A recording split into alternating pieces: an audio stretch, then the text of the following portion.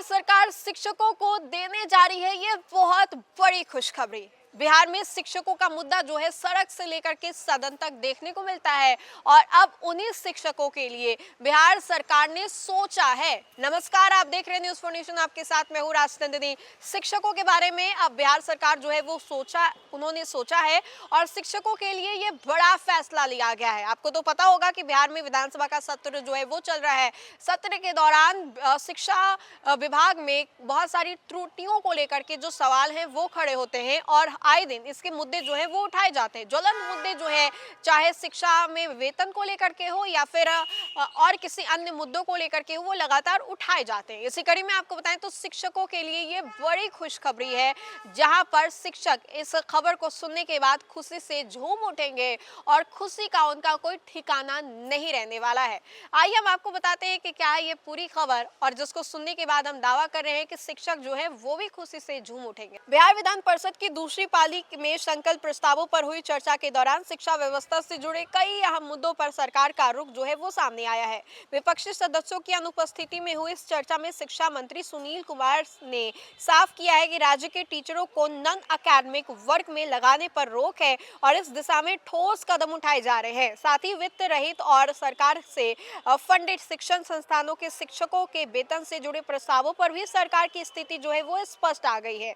यानी कि आपको बताएं तो नॉन एकेडमिक वर्क में भी अब स्कूल टीचर जो है वो नहीं लगेंगे। अब डॉक्टर वीरेंद्र नारायण यादव जो है उनके द्वारा टीचरों को नॉन एकेडमिक वर्क से मुक्त करने के संकल्प में प्रस्ताव पर शिक्षा मंत्री ने इस संबंध में विभाग जो है गंभीर है। उन्होंने बताया कि नॉन एकेडमिक वर्क में लगाए गए टीचरों की सूची जो है वो मंगवाई गई है और नियुक्ति पर रोक जो है पहले ही लगाई जा चुकी है। यदि इसके बावजूद कहीं टीचर नॉन एकेडमिक वर्क में लगाए जाते हैं तो विभाग के पोर्टल पर शिकायत जो है वो दर्ज की जाएगी।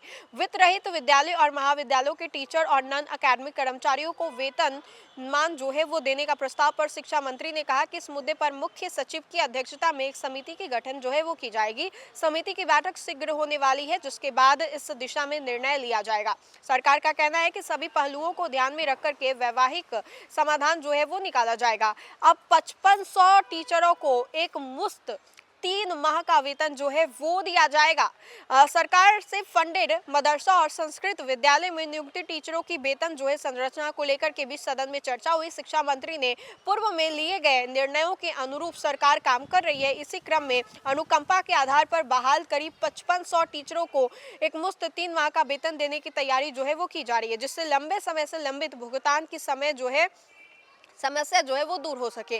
महिला दिवस पर सरकारी अवकाश, पंचायत प्रतिनिधियों को आर्म्स लाइसेंस, मानदेय वृद्धि, बेरोजगारी भत्ता और नए जिले या फिर अनुमंडल बनाने जैसे प्रस्तावों पर संबंधित मंत्रियों ने स्पष्ट किया है कि कई मामले में फिलहाल कोई प्रस्ताव सरकार के विचाराधीन नहीं है, जबकि कुछ मुद्दों पर भविष्य में विचार जो है वो किया जाएगा।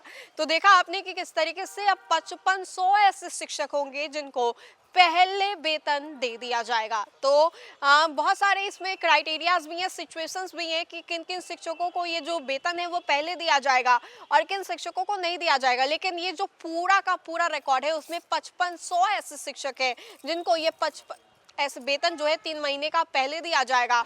तो है ना ये शिक्षकों के लिए बड़ी खुशखबरी। शिक्षकों का मुद्दा जो है सदन में भी उठाया जाता है और सदन में भी शिक्षक जो है वो बोलते हैं। शिक्षकों के मुद्दे जो हैं वो उठाए जाते हैं और शिक्षक के बदले जो उनके प्रतिनिधि होते हैं वो बताते हैं कि वेतन को लेकर के हो, अटेंडेंस को लेकर के हो, उनके कार्यशैली को लेकर के हो, जो भी मुद्दे हैं होते हैं छोटे से लेकर के बड़े मुद्दे तक उठाए जाते हैं।